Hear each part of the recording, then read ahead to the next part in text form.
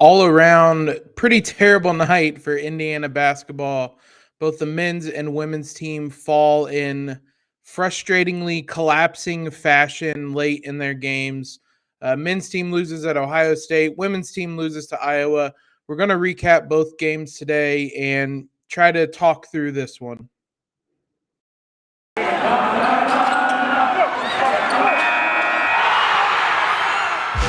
You are Locked On Hoosiers, your daily podcast on the Indiana Hoosiers. Part of the Locked On Podcast Network, your team every day. What is up, guys? It is Tuesday, February 22nd. Hope you all are having a fantastic day. This, as always, is Locked On Hoosiers, your one and only one-stop shop, daily one-stop shop, I should say, for IU Athletics news, analysis, previews, and as we'll do today, recaps. We do anything from men's basketball and women's basketball to football, soccer, everything you guys could want. You guys know the deal. I'm your host, as always, Jacob Rude. I want to thank you guys for making Locked On Hoosiers your first listen every day. Just a reminder, we are free and available on all platforms, including YouTube, where we premiere episodes daily at 7 a.m., just to make that part of your morning routine. Oh, boy, what a whirlwind of a night for Hoosier basketball in general.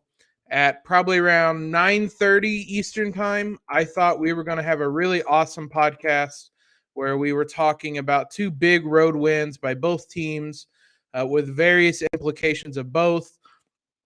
About 45 minutes later, reality set in that we're talking about two very, very frustrating and disappointing losses from both the men's and women's basketball teams. They looked awfully similar, and the two endings happened within about 30 minutes of each other. Made for a really, really, really frustrating night. We're going to dive into both games. Before we do that, as always, you can subscribe to Locked On Hoosiers wherever you listen to your favorite podcasts. Follow us on Twitter at LO_Hoosiers. I know I said we were going to do a Spaces tonight at halftime. In reality, it was going to be too chaotic with the women's game starting and the men's game going on. I promise we're going to do that. Just not as there's two games simultaneously going on. I was already trying to juggle both games at the same time. We're going to do that.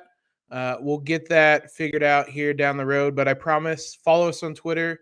We're going to do a halftime Spaces during these games. Probably the next game coming up, just to get everybody's thoughts on how the first half of games are going and whatnot. So let's dive into this men's game first. It's the same old song and dance. It's a script we've seen many times this season. Indiana loses to Ohio State on Monday, 80-69 in overtime. To be honest, that score is a little bit generous to Ohio State because this one, IU was in control of this one, and they let it get away. Again, they did it against Iowa. They did it against Wisconsin. They did it against Northwestern, to be honest. I always kind of have an asterisk on that game because of everything surrounding it. But all those games are road games that they let get away. This is the latest among them. And Mike Woodson echoed those thoughts after the game. Quote, "This was a winnable game, and we just didn't make the plays again down the stretch. I wish I had the magic pill to get them over the hump because, again, we're right there." It's a lot of quotes I know IU fans are tired of hearing.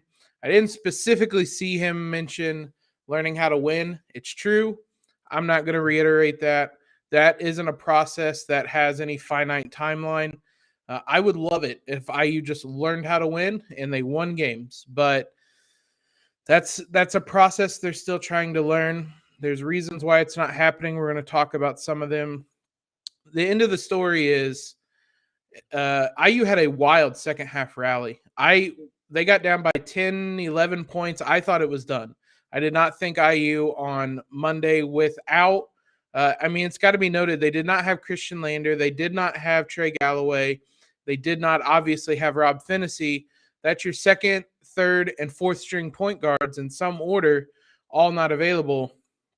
meant you had to rely a lot on Xavier Johnson, predictably for better or for worse. But IU got down by double digits in the second half and rallied and led 63-59 with 2:47 left. They were outscored 21-6 in the final 7:47 of regulation and overtime. The final 2:47 of regulation, the final 5 minutes of overtime. Ohio State shot 18 of 23 at the free throw line in the second half in OT. Xavier Johnson mentioned after the game, Hoosiers have got to stop fouling. Again, another thing that's plagued them all season long. They foul too much. That's been a problem forever. Xavier Johnson, honestly, is one of the worst about it. He fouled out of the game with some theatrics late. Hoosiers committed 21 fouls. Ohio State went 22 of 28 at the line in total. I mean, it's the same stuff over and over again. I feel like a broken record after these games because it's the same things we're saying. To Xavier's credit, I mean, we mentioned it was an up and down night. Him, Miller Kopp, Tamar Bates led that second half comeback. The three of them combined for 26 points in the second half in overtime. Miller Kopp kind of got it started. He came alive with, I mean, we're going to talk about him. He came alive with one of his best stretches of play in a while. Tamar Bates hit some absolutely enormous shots toward the end of regulation. Xavier Johnson was there making plays throughout most of that, but it wasn't a sustainable formula, and the Hoosiers kind of found that out the hard way. They rode the wave that took them really high and then brought them crashing back down late. Honestly, IU becomes too predictable late in games. It feels like a different team when that clock ticks to about 3-4 minutes left. When IU was at its best on Monday, they were decisive, they were quick, they got into actions, they didn't let defenses get set and punish team, or Ohio State specifically, but this is kind of a general thought, punishes teams quickly. When things go awry, as they did on Monday, it's because they're standing, the guards are standing, even Race Thompson is standing at the perimeter, ball above their head, looking, kind of deliberating if they can make an entry pass to Trace Jackson Davis. And that seems to be the only thought process they have, is that they have to play through Trace, which can be the case. But particularly on Monday, Trace didn't really have anything going, especially in that second half. He only finishes with 13 points on 3 of 9 shooting. He only attempted 2 shots in the second half, one more in overtime. You didn't need to play through Trace. I know that's how they typically play, but it just feels like when that clock starts ticking down, the Hoosiers feel like he has to get the ball, which generally you want. But on a night like Monday, and just in general, let the offense flow and it will find the right guy. And that's where the things went awry for Indiana. They're just looking on Monday for Trace. It wasn't happening. Couple bad turnovers, couple late shot clock possessions. They don't get buckets when they needed them. Ohio State does. It actually wasn't E.J. Liddell on the night. It was Malachi Branham who went off for 27 points and made the Hoosiers pay late. Liddell did get the dunk that tied the game in forced overtime. There were some defensive breakdowns late. That dunk came from Race Thompson completely losing Liddell. There was some miscommunication. There were some screens where there was some switching. Ultimately, he was supposed to go back to Liddell. Him and Xavier Johnson got confused. Both of them thought they had a guy out on the perimeter. Both of them tried to jump the passing lane. Liddell was standing wide open under the basket. In overtime, there was overhelping that didn't need to happen from both Tamar Bates and Xavier Johnson. That led to Bates fouled a three-point shooter. Johnson's guy knocked down a three-pointer. Just those small things that add up to IU losing this game. After the game, Woodson was upset about the turnover late in regulation and allowing the dunk to Liddell to tie it. Everybody's frustrated about this one. I don't know what else there is to say because this is something we've discussed 3, 4, 5 times this season. We'll try to tell the story through a handful of different players on the night that really stuck out with their performance. Football might be over though, but basketball's in full steam. for both pro and college hoops. March Madness is around the corner. Unofficial second half of the NBA season is starting up at the end of the week. From all the latest odds, totals, player performance props to where the next fired head coach is going to land, BetOnline.net is the number one spot for all your sports betting needs. BetOnline remains the best spot for all your sports scores, podcasts, and news this season. It's not just basketball. BetOnline.net is your source for hockey, boxing, and UFC odds as well. Head to the website today and use your mobile device to learn more about the trends and action. BetOnline, where the game starts. Thanks for making Locked On Hoosiers your first listen every day. We're free and available wherever you guys listen to podcasts at. 3 players that stuck out on the day and kind of tell the story of a tale of two halves, really, for the Hoosiers. We have to start with Xavier Johnson. We talked about it. With no other point guards available on the roster, this team was going to have to live and die with Xavier Johnson, and they lived and they died with Xavier Johnson. First half, he has 4 points, 1 of 5 shooting from the field, missed his only 3-pointer, was 2 of 2 from the line, had an assist and 5 turnovers. I think all 5 turnovers came within the first about 10 minutes. He got benched.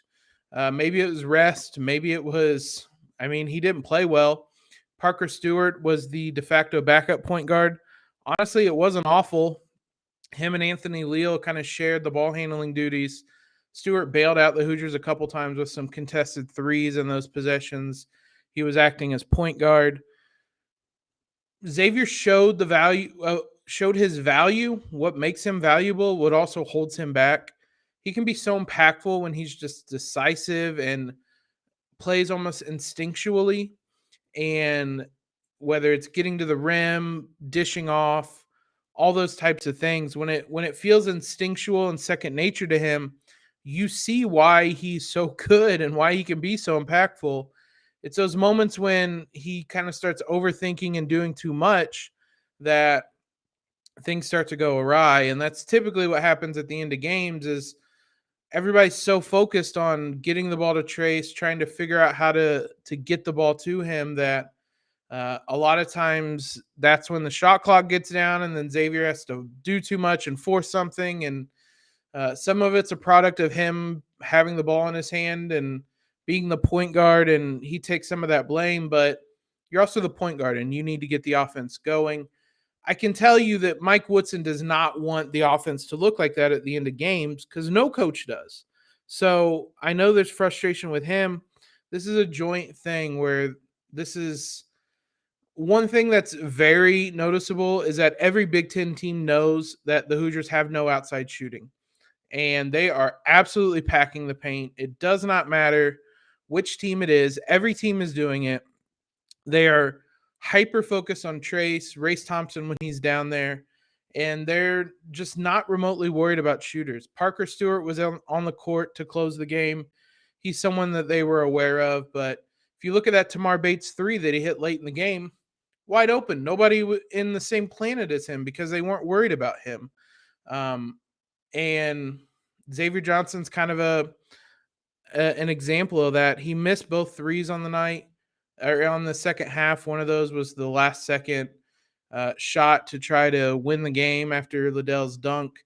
Still finishes with 8 points on 2 of 5 shooting from the field. It was actually 12 points, including overtime. He was 8 of 8 at the line. Had 3 assists and only 1 turnover in the second half in OT. It's the good and the bad with him. You had to live with it if you were the Hoosiers. If nothing else, he's showing why Rob Phinisee was so valuable this season.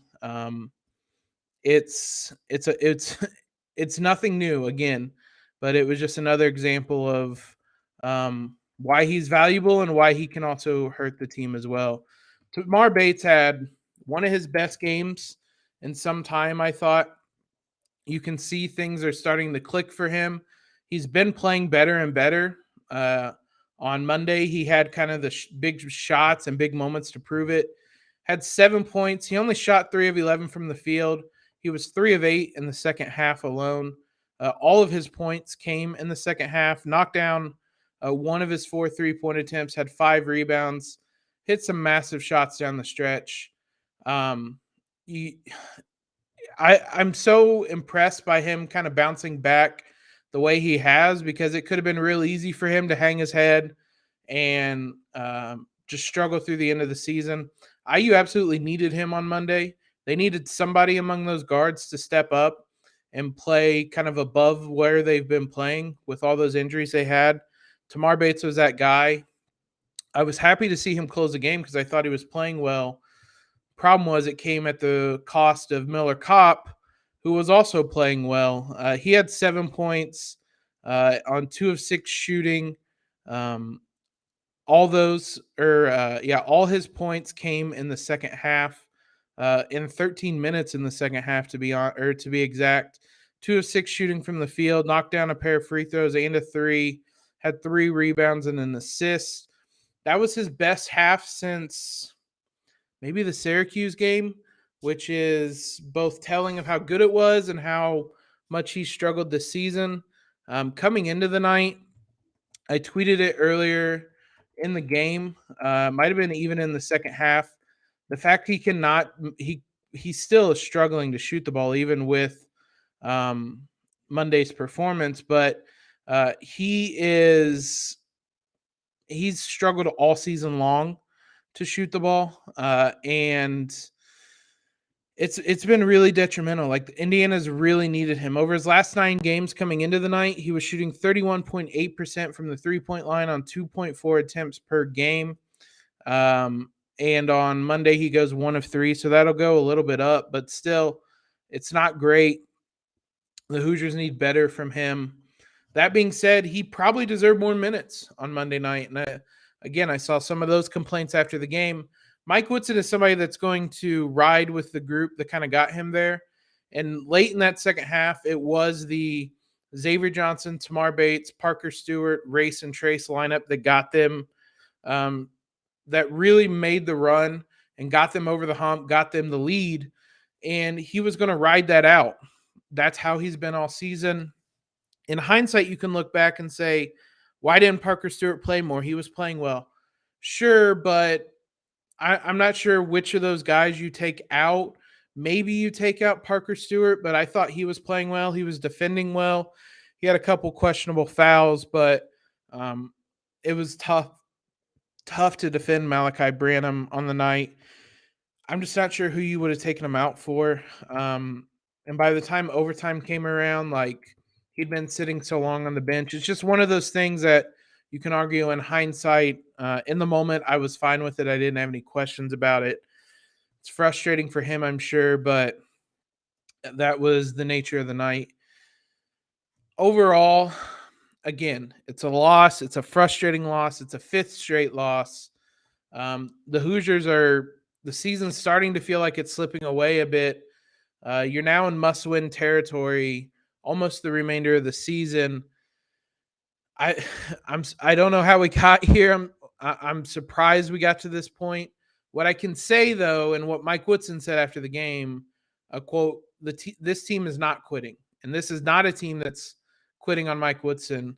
That is what's different about where the Hoosiers are now versus under Archie. Is I saw a lot of complaints about, here we go again. This has been just a running theme. Here we go again, IU collapsing down the stretch.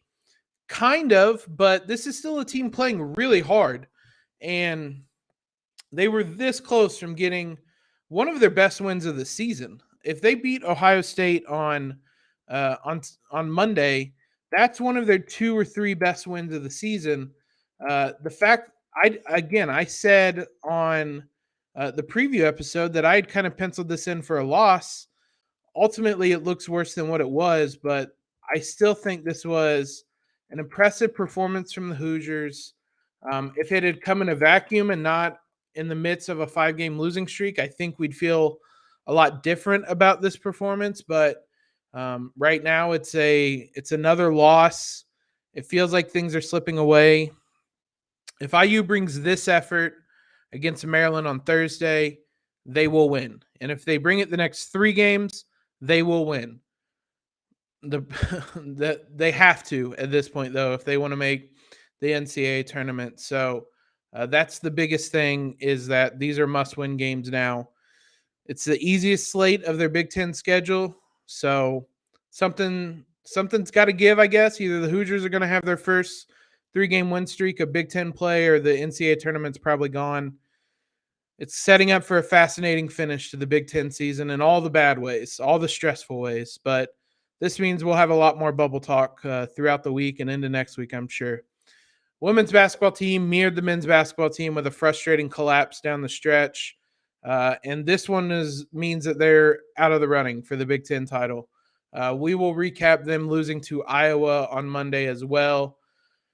First, let's talk about one of our longtime sponsors, Rock Auto. With the ever-increasing numbers of makes and models, it's impossible to go to your local auto parts store, find the part you need. You have to wait in line. You have to get out in the cold. We're still in a pandemic. And it all ends in them telling you that they don't have the part and they have to order it anyway. Why go through all that when you can just go to rockauto.com and stay warm, not have to get in your car, and save money as well? You can save time and money with Rock Auto. Why choose to spend 30, 50, or even 100% more for the same parts from a chain store or car dealership? For example, a Honda Odyssey fuel pump is $353 from the store, $216 from Rock Auto. They're a family business serving do-it-yourselfers for over 20 years. Rock Auto prices are reliably low for every customer. They have everything you could need, whether it's brake parts, tail lamps, motor oil. We mentioned fuel pumps, maybe even new carpet. Go explore their easy-to-use website today to find the solution to your auto parts needs. Go to rockauto.com right now. See all the parts available for your car or truck. Right, Locked On in their How Did You Hear About Us box so that they know we sent you. Amazing selection, reliably low prices, all the parts your car will ever need. rockauto.com.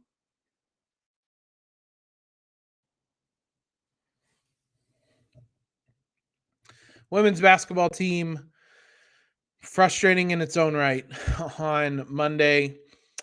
It should be noted this was their 5th game in 10 days. These women have been put in a no-win position as a result of the COVID outbreak, and they've now lost 2 straight games, and effectively their Big Ten title hopes are gone. I don't think officially they're done, but it's one of those things that this one pretty much chalked it up. They were going to need to win out and get help. They did not win out. They fall on Monday at Iowa 86-79. It was the same story as IU basketball, if we're being honest. This was kind of an inverse of Saturday's game. On Saturday, Iowa jumped out to a big lead and kind of held off Indiana in the fourth quarter. This time, it was the Hoosiers that jumped out and took the lead. Though they didn't lead after the first quarter, it was 26-23 Iowa. The Hoosiers outscored Iowa 29-15 in the second quarter and really had control of this game for much of the second half, much of the first 3 quarters. It wasn't until late in the third quarter that Iowa started to go on a run, get back into the game, and then they honestly dominated the fourth quarter a lot in the same ways that they did against the Hoosiers on Saturday. Sonano for Iowa was dominant. 31 points, 13 of 17 shooting from the field, 5 of 7 shooting from the line. She fouled out Mackenzie Holmes. She fouled out Keandra Brown. She could not be stopped. The Hoosiers had no answers for her. She was dominant in every sense of the word. And that was the catalyst for Iowa on the night. The Hoosiers did a decent job at defending Caitlin Clark. She was 9 of 20 from the field, 9 of 9 from the line, 2 of 9 from 3. It's 29 points. They made her work for those. 29 points on 20 shots is not crazy efficient, but ultimately she got the points. She hit some big buckets late, added 8 rebounds, 8 assists.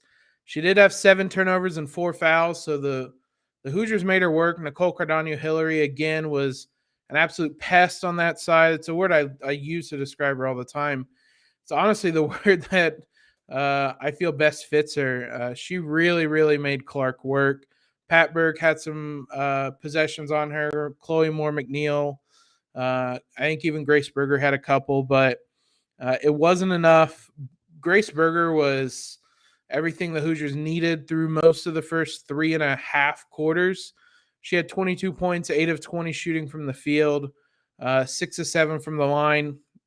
Up to that fourth quarter, she was really, really good. She had a couple shots in the fourth, but ultimately went 1 of 5 in that fourth quarter, 0 of 1 from 3. So up to that fourth quarter, she was 7 of 15 from the field with 20 points. So she was everything the Hoosiers needed, but she didn't have a ton of help, and they couldn't get the defensive stops they needed. Nicole Cardano-Hillary had 15 points, 5 rebounds, 4 assists, but did foul out, did have 6 turnovers, did have 3 steals as well. Just a wild game from her. Pat Berg had 11 points, but on 11 shots. Hoosiers were all right offensively. They shot 46% from the field, but they went ice cold in the second half. They were 10 of 28 in the second half, 35%.